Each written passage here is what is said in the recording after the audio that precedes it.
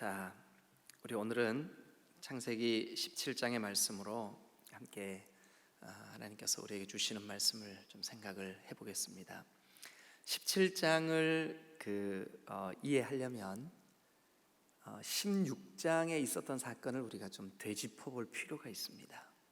17장에서 하나님이 이 새로운 새 역사를 시작하시는데, 그러기 위해서는 16장에서 있었던 안타까운 사건을 우리가 좀 한번 생각하고 17장으로 넘어가야 돼요. 그래서 여러분, 16장에 사례가 아니 하나님이 벌써 약속하신 기간이 10년이나 지났는데 자기에게 아기가 안 생기니까 남편에게 이렇게 얘기하죠. 우리 16장 2절 한번 다시 갔다가 오죠. 16장 2절. 사레가 아브라함에게 이르되 여호와께서 내 출산을 허락지 아니하셨으니, 요 짧은 한 문장 안에 사레의 신앙과 그의 지금 감정 상태가 그대로 담겨 있어요. 에이, 우리가 뭐 신앙생활 하면서 말 한마디 실수했다고 그렇게까지 그러시면 되나? 예, 하나님 그런 분 아니죠. 하나님이 우리 뭐 말 한마디 실수한다고 우리에게 그렇게 불같이 화내시겠습니까? 그러신 분 아니에요. 그러나 이 말 한마디로부터 시작해서 16장 전체가 사라의 시기와 질투, 불신앙과 하나님을 향한 원망이 그대로 묻어 있습니다. 여러분, 우리가 종종 우리의 감정 상태를 어떻게 표현하느냐에 따라서 내 신앙을 드러내는 거예요. 그게 그저 단순히 그 감정 상태를 드러내는 일로 끝나는 게 아니에요. 근데 안타깝지만 사례는 하나님께서 그의 남편과 함께 불러서 지금 여기 가나안 땅까지 인도하셨음에도 불구하고 지난 10년 동안 인격의 성숙이 별로 일어나지 않았어요. 여전히 인간적인 그 감정 상태, 불신앙적인 육신의 생각. 여러분, 신앙생활을 몇 년 했느냐 이게 중요한 게 아니에요. 육체의 일은 음행과 더러운 것과 호색과 우상숭배와 주술과 원수 맺는 것과 분쟁과 시기와 분냄과 분열과 이단과 이런 것들을 우리가 수시로 우리의 감정 상태에서 이게 밖으로 표현되면 아직 이게 신앙의 사람이 아닙니다.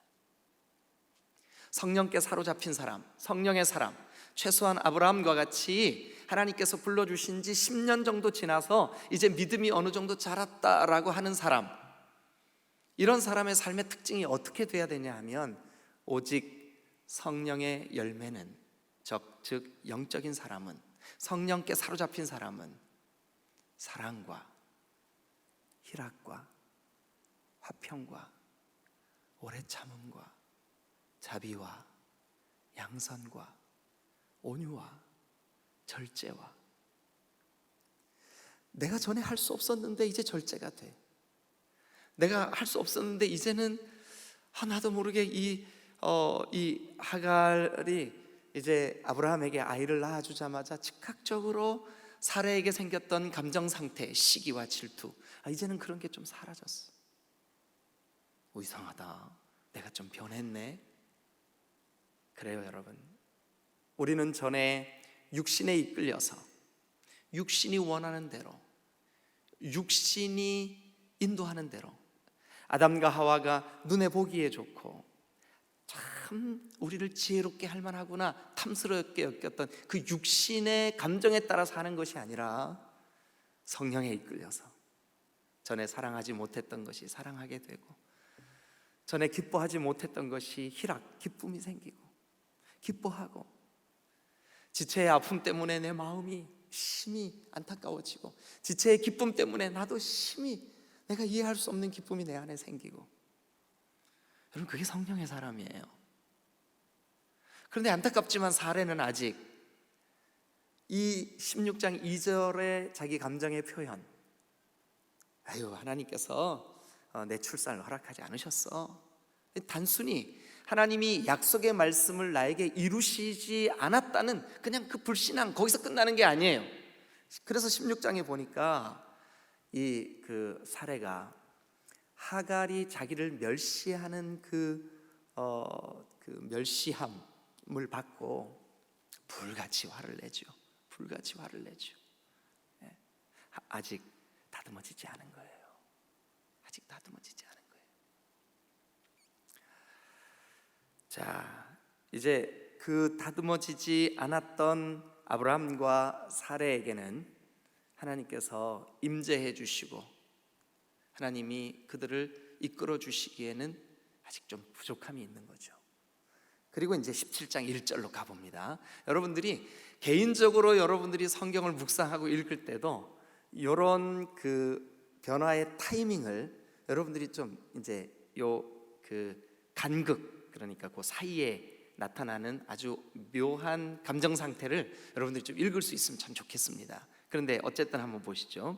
16장 16절과 17장 1절 사이에 여러분 어떤 하나님께서 이 성경을 통해서 우리에게 뭔가를 좀 말씀해 주시려고 하시는데 그걸 한번 찾아보시길 바라요. 16장 16절 제가 한번 읽어볼게요. 하갈이 아브라함에게 이스마엘을 낳았을 때, 즉 사레가 아직은 성령께 사로잡히지 않고 하나님의 사람으로 다듬어지지 않았을 때 아브라함의 나이가 몇이었을까요? 86세. 그러면 여러분 거기 86세였더라 동그라미 한번 쳐놔보세요. 그런데 하나님이 아브라함아 너 네 친척과 본토와 아비 집을 떠나라 하고 지금 10여 년을 끊임없이 그에게 함께 하시고 인도하시고 그가 실패의 자리에 갔을 때도 하나님께서 불러주시고 그의 그 아내를 누이라고 속였을 때도 애굽의 왕을 아주 혼을 내시고 이렇게 하시면서 여기까지 끌고 왔는데, 자 17장 1절로 한번 가보죠. 아브라함이 몇 세 때? 99세 때. 그러면 몇 세 때부터 몇 세 때까지예요? 86세 때부터 99세 때까지 하나님은 말씀하시지 않습니다. 86세 때부터 99세, 즉 13년의 기간 동안 하나님은 그들에게 말씀하시지 않아요. 임재하시지 않아요. 그리고 이제 99세가 됐어요. 그러면 그 13년에 결코 짧지 않은 그들의 신앙생활, 그들의 삶 속에 하나님은 기다리신 거예요. 기다리고 그들이 내가 왜 육신에 사로잡혀서 그렇게 불같이 시기하고 분내고 질투하고 그랬을까? 언제까지 내가 이 육신의 모습으로 내가 그렇게 하나님 앞에 있어야 할까? 여러분 말하지 않았지만 13년의 기간 동안 아브람과 사레가 이스마엘을 볼 때마다, 하갈을 볼 때마다 얼마나 그들의 그 연약함이 부끄러웠을까요? 그 13년 기간 동안 하나님은 기다리셨어요. 자, 한 번만 따라해 주세요. 신앙은 기다립니다. 믿으시면 아멘. 하나님 언제 우리의 그 눈물의 기도를 들으시려고요? 모세야 기다려라. 40년을 기다리셨어요. 40년.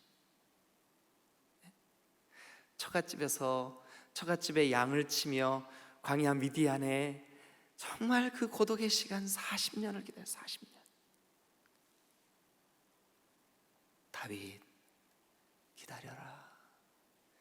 아둘람 굴에 피신하여 그 불량한 사람들과 함께 도망다니고 숨고 그러는 기간 동안 그를 하나님께서 다듬으시고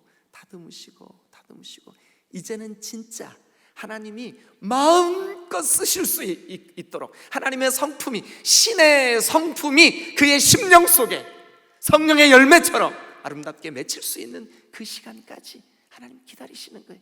기다리시고 요셉이 17살의 어린 나이로 하나님이 그를 애굽의 총리로 세우셨다면 어땠을까요? 하나님이 원하시는 하나님의 뜻이 이루어졌을까요? 아니요. 요셉도 거의 13년 동안 나이 30이 될 때까지 억울한 일도 당하고 형들에게 배신도 당하고 감옥에 들어가기도 하고 자기는 하지도 않았는데 바로의 아내가 자기가 이렇게 유혹하고 겁탈하려고 했다고 얼마나 그 마음이 억울하고 답답했을까요? 근데 그 억울하고 답답한 감정을 표현하는 요셉으로는 하나님의 일을 할 수가 없어. 그럴 수가 없어. 기다려라.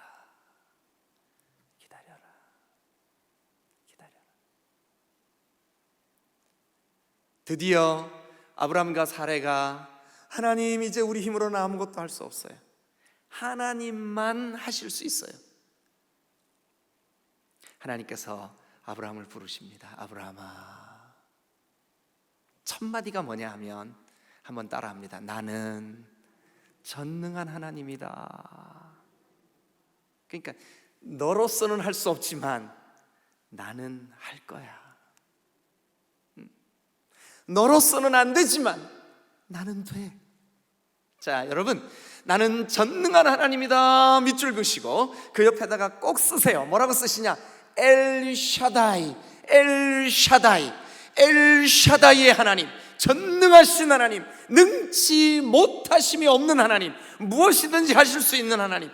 마른 막대기 같고 네 몸에서 이제 전혀 생명이 나올 수 없는 지경이 되었지만 내가 하면 돼 하시는 하나님. 그렇습니다, 여러분. 인간의 절망의 순간은 하나님의 일하심의 시작인 줄로 믿습니다. 이게 하나님이 이 전능하신 하나님. 그래서 그의 이름은 엘샤다이, 엘샤다이.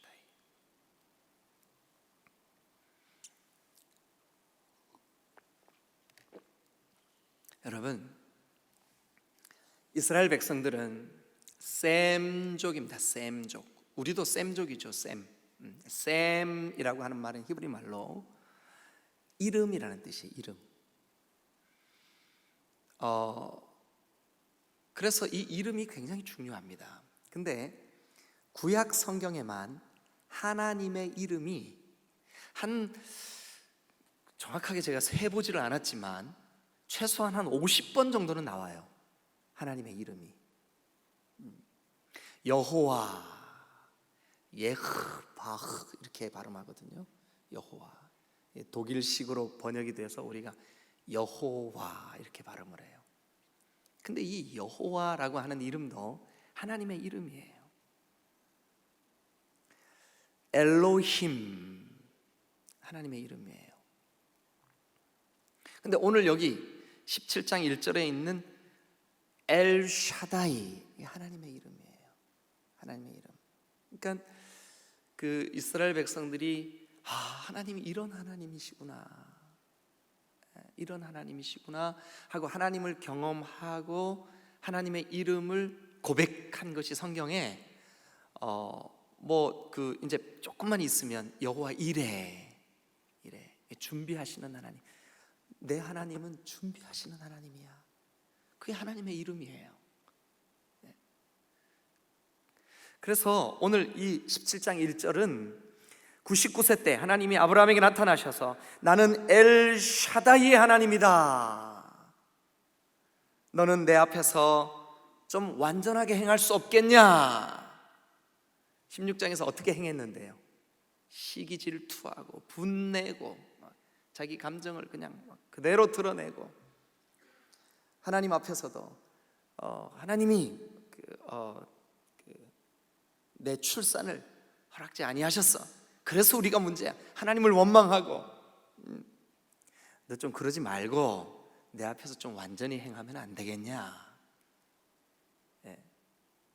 너 내 앞에서 좀 완전히 행하면 안 되겠냐? 여러분, 안 되죠. 우리가 하나님 앞에 완전히 행해야 될 이유 2가지만 말씀드리고 오늘 아침 여러분 각자 좀 기도하시겠습니다. 이 17장 안에서 우리가 완전히 행해야 할, 왜? 전능하신 하나님이니까. 전능하신 하나님 앞에서 우리가 완전히 행해야 될 두 가지 이유가 있다고요. 그 이유를 말씀을 드리겠습니다. 자, 약속 하나 해주세요. 아침에 시간 전략하려고 이거 17장 못 읽었거든요. 집에 가셔서 오늘 안으로 한 번씩만 꼭 좀 1절부터 27절까지 읽어주세요. 네, 읽으시면서 오늘 아침 들었던 내용을 좀 이렇게 생각해 주시면 좋겠습니다. 자, 먼저 네가 전능한 하나님, 그 하나님을 진짜 믿는다면 너의 행동에 좀 완전함이 있어라. 너 언제까지 그런 육신에 사로잡혀갖고 육신적으로 그렇게 살래? 너의 그 온전한 행위를 좀 보여라. 여러분, 그래야 될 이유가 두 가지인데 그 첫 번째 이유는 이겁니다. 자, 2절 말씀 봅니다. 내가 내 언약을 나와 너 사이에 두어, 내가 내 언약을 나와 너 사이에 두어 너를 크게 번성하게 하리라 하시니. 여러분, 사실은 이 언약은 약속이에요. 약속. 이 언약은 이미 아브라함을 부르실 때부터 아브라함과 하나님 사이에 있었어요. 아브라함아, 너 본토 친척 아비 집을 떠나라. 내가 너를 크게 복을 주리라. 네가 복이 될 거다. 이거는요, 이 언약은 이미 하나님이 아브라함을 부를 때부터 지금까지 있었어요. 그런데 문제는 뭐냐면 틀림없이 하나님이 주셨는데, 있는데, 그 사이에 지금 현재도 존재하는데 거기에 이끌림을 받지 못했던 거예요. 여러분, 하나님이 우리를 축복하셔서 하나님 자녀로 불러주셨는데, 예수 그리스도의 보배로운 피로 우리를 구원해 주셨는데, 그 구원에 합당한, 그 은혜에 합당한, 그 우리에게 주신 축복에 합당한 삶을 우리가 살아내질 못했던 거예요. 그러나 우리가 연약해도 여전히 하나님과 우리 사이에는 뭐가 있을까요? 언약이 있어요. 언약. 약속이 있다고요. 우리는 약속에 합당하지 못해도 하나님과 나 사이에는 약속이 여전히 변함없이 존재하는 줄로 믿습니다. 근데 이 어른들이 말이죠, 자꾸 잊어버려. 그 약속을 자꾸 잊어버려. 그래서 하나님이 또 말씀하시는 거예요. 나와 너 사이에 언약을 두었다. 그러면서 4절 보세요. 보라, 내 언약이 너와 함께 있으니 너는 여러 민족의 아버지가 될지라. 언약 있지 않냐? 두 가지 하라고 합니다. 하나는 할례해라, 또 하나는 이름 바꿔라. 두 가지예요. 할례해라, 이름 바꿔라. 할례해라라고 하는 말은 뭐냐 하면, 야, 너와 나 사이에 있는 이 언약 왜 자꾸 잊어버리냐? 내가 너에게 씨 주겠다 그러면 줄 줄로 믿지. 내가 전능한 하나님 아니냐? 근데 너 자꾸 왜 잊어버리냐? 할례해라. 이건 뭐냐 하면 표시를 가지고 다녀라. 표시. 할례는요, 표시입니다. 표시. 나는 하나님 백성입니다. 하나님 나를 부르셨습니다. 나는 하나님의 자녀입니다. 나는 하나님의 언약이 나를 이끌기를 원합니다. 하나님의 나는 언약 백성입니다. 이게 할례. 여러분, 이 할례는 남자들이 소변이 마려워서 화장실 갈 때마다 그 표시를 볼 수밖에 없어요. 몸에 있는 할례, 이거 늘 봐야 되는. 맞아, 내가 하나님 자녀지. 맞아, 내가 하나님 백성이지. 내가 16장처럼 그렇게 살면 안 되지. 그 기간 13년 동안 하나님의 임재가 끊겨진 그 기간처럼 그렇게 살면 안 되지. 난 하나님의 백성이야. 기억하세요. 전능하신 하나님이 오늘 동일하게 저와 여러분들에게 말씀하십니다. 여러분, 우리와 하나님 사이에 하나님의 말씀, 즉 언약이 있는 줄로 믿습니다. 우리는 지금 몸의 할례는 하지 않아요. 아브라함처럼 그렇게 몸의 할례는 하지 않지만 우리는 구원받은 이후에 침례받고 예수님을 마음의 구주로 영접하고, 주님, 이제는 내가 더 이상 육신을 쫓아 사는 사람이 아니라 영을 쫓아, 성령을 쫓아 하나님이 기뻐하시는 삶을 사는 사람입니다. 그 표시가 여러분과 여러분들의 몸에 있게 되시기를 주님의 이름으로 축원합니다. 이게 할례. 할례해라. 자, 그래서 그 말씀이 있나 한번 보시자고요. 어디를 보시냐 하면 10절 말씀 봅니다. 10절. 너희 중 남자는 다 할례를 받으라. 이것이 나와 너희 후손 사이에 지킬 뭐라고요? 내 언약이다. 이 언약 속에는 하나님이 주신 약속의 말씀, 하나님이 주시고자 하시는 축복, 하나님께서 아브라함과 세운 모든 언약이 다 들어있는 거예요. 그래서 아브라함이 할례를 행하고 할례 행한 것을 볼 때마다 하나님이 내 전능자시지.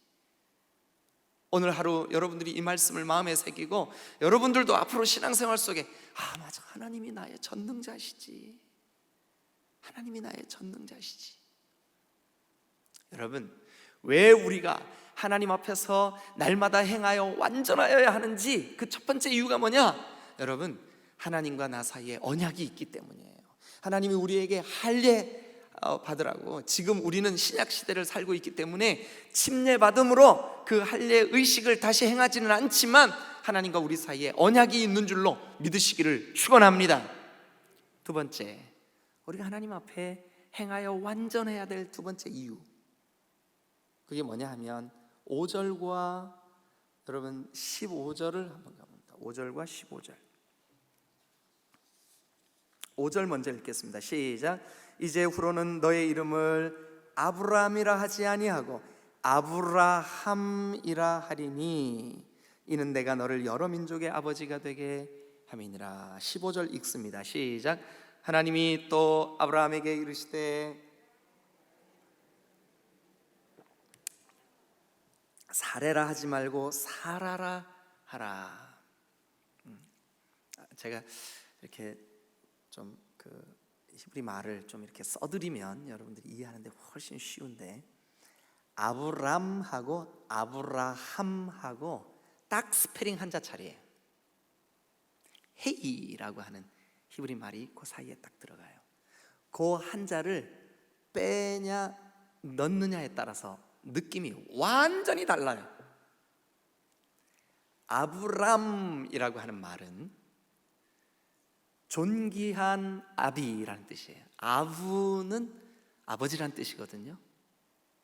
람은 존귀하다. 그래서 이 말의 뉘앙스, 프랑스 말로 뉘앙스가 뭐죠? 느낌이라는 뜻이죠. 느낌. 그 말을 할 때 나에게 전달되는 의미라는 뜻이죠. 뉘앙스. 어떤 뉘앙스가 있냐 하면 아브람이라고 하는 말 속에는 참 잘난 사람이야, 약간의 그 자기중심적인 이미지가 있어요. 너 참 잘났어, 이런 이미지가 있어요. 고귀한 아비. 그러나 헤이라고 하는 스페링 하나 딱 집어넣으면 그 사이에 아브라함이 되는데, 이 아브라함은 뭐냐 하면 만국을 품어줄 수 있는, 모든 사람을 이렇게 용납할 수 있는 아버지라는 뜻이에요.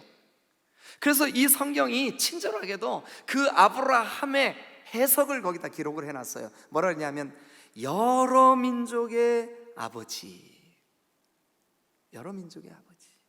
이 말의 뜻은 뭐냐면 여러 민족이 그의 신앙을 보고 따를 만한, 여러 민족이 그에게서 본을 받을 만한, 여러 민족이 그 전능한 하나님을 의지하여 이제는 그 몸에 할례를 받고 그 할례를 볼 때마다 하나님의 언약을 따라 살고자 몸부림치는 행위의 완전함을 모든 사람에게 영향을 끼칠 수 있는 아버지, 그러니까 모든 사람에게 유익을 주는 아버지라고 하는 의미로 바뀌어졌다는 거예요.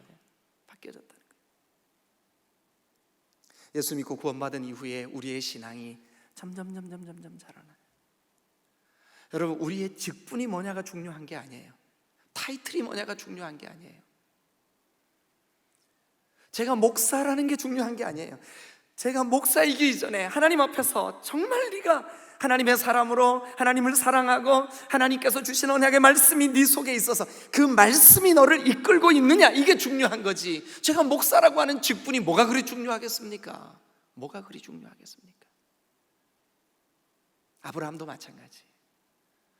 전에는 자기중심적이고 자기가 고귀한 자가 되고 자기가 족장으로서 자기가 자기중심적인 그런, 이 이름의 뉘앙스가 그렇다고요. 아브라함이라고 하는 이름의 뉘앙스가. 그러나 이제는 그렇지 않아요. 아브라함이 되었어요. 사람들을 품고 용납하고 그를 통해서 신앙이 뭔지를 배울 수 있게 하고. 여러분 어떠세요? 시간이 갈수록 여러분들이 육신의 사람이 아닌, 16장의 사람이 아닌 영적인 사람, 17장의 사람이 되시기를 주님의 이름으로 축원합니다. 할렐루야. 그렇습니다. 우리 딤돌교회 모든 성도들의 삶이 아브라함에 머물러 있지 마시고 아브라함으로 나아가실 수 있기를 주님의 이름으로 축원합니다. 사라도 마찬가지입니다. 사라, 원래 그의 이름은 사레였습니다. 사레. 히브리 말 사레라고 하는 말은 공주라는 뜻입니다. 공주. 여러분 오늘날도 우리 탤런트 김자옥 권사님이 공주처럼 흉내를 내가지고 참 인기를 많이 끌었죠. 근데 여러분들이 그냥 농담으로 주변 사람들과 얘기할 때 아유 저 사람 공주야, 느낌이 어때요? 자기 잘난 맛에 사는 사람. 근데 오늘날만 그런 게 아니라 고대에, 특별히 이 아브라함이 살던 시대의 사레라고 하는 말의 뜻이 딱 그랬습니다. 딱 그랬습니다. 제가 가지고 있는 생각이 맞는지 어제 제가 사전을 찾았어요. 고대에 대한 이런 언어적인 이런 느낌에 대한 사전을 막 찾았는데 제 느낌이 맞았어요. 고대에는 이 사레라고 하는 고대 근동 지역의 그 지중해 근방에 있는 사람들이 공주라고 하는 느낌이 어땠냐 하면 교만하고 자기중심적이고 이기적이고 대접받기를 좋아하고 그런 느낌. 하나님이 이제 전능자로 그에게 임재하셔서 너 이름 바꿔라, 너 이름 바꿔라. 뭐로 바꿀까요? 사라로 바꿔라. 15절 하나님이 또 아브라함에게 이르시되 네 아내 사레는 이름을 사레라 하지 마라, 사라라고 바꿔라. 사라라고 바꿔라. 사라 동그라미 치시고, 그 사라라고 하는 이름도 이 성경이 친절하게 우리에게 그 뜻을 해석해 주고 있어요. 뭐라고 해석해 주고 있을까요? 16절 내가 그에게 복을 주어 그가 너에게 아들을 낳아주게 하며 내가 그에게 복을 주어 그를 여러 민족의 어머니가 되게 하리라. 어머니, 그럼 느낌이 어때요? 품어주고 용납해주고 이해해주고 받아주고 그 그늘에 쉼을 주고.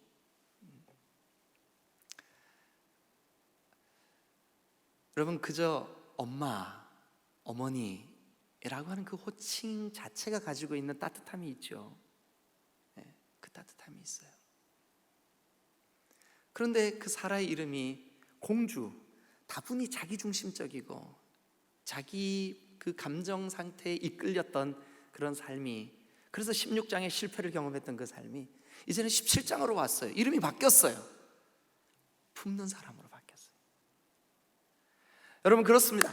전능하신 하나님 앞에 네가 행위에 온전함을 좀 가지면 좋겠다. 너 신앙생활을 지금 10년, 20년, 30년, 50년 했는데 좀 이제는 바뀌면 좋겠다. 어떤 사람으로요? 공주 같은 사람에서 이제는 어머니 같은 사람으로 좀 품어주고 성령의 열매가 맺히고, 오직 성령의 열매는 전에는 내가 사랑하지 못했던 사람이 이제는 하갈과 같은 사람도, 자기를 분노케 하는 사람도, 자기를 격동케 하는 사람도 품을 수 있는 사람이 되면 좋겠다. 살아라 그래라. 살아라 그래라. 여러분 오늘 이 말씀이 여러분들에게 강력하게 도전이 되면 좋겠습니다. 내 힘으로 하라는 것이 아닙니다. 성령의 도우심으로, 즉 전능하신 하나님이 그렇게 네가 결단하고 순종하면 그렇게 해주시겠다는 겁니다. 그렇게 우리가 주님께 순종하라는 겁니다. 아비답지 못했던 사람이 이제는 아비다운 사람으로. 할렐루야.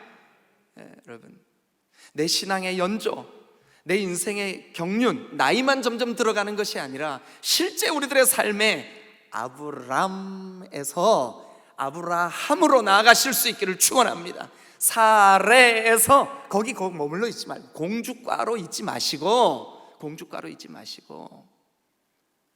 어미가 되라는 거예요. 어미가 성령의 사람이 되라는 거예요.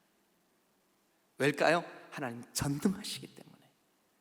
할렐루야. 주님, 나 사레에 머물러 있지 않고 사라가 되게 해주세요. 품는 사람이 되게 해주세요. 이 말씀을 묵상하면서 저를 돌아봤어요. 말씀이 거울이 돼서 정말 내가 아브라함의 위치에 있나? 아브라함의 위치에 있나? 여러분, 오늘 아침 우리가 이 말씀을 이렇게 여러분들의 기도 제목으로 삼으시고, 하나님, 제가 육신에 속한 사람이 아니라 성령의 사람으로 성숙되게 해주세요. 이 사람이 바로 복의 사람이요, 이 사람을 통해서 하나님이 하나님의 뜻하신 언약을 성취하실 줄로 믿으시기를 축원합니다.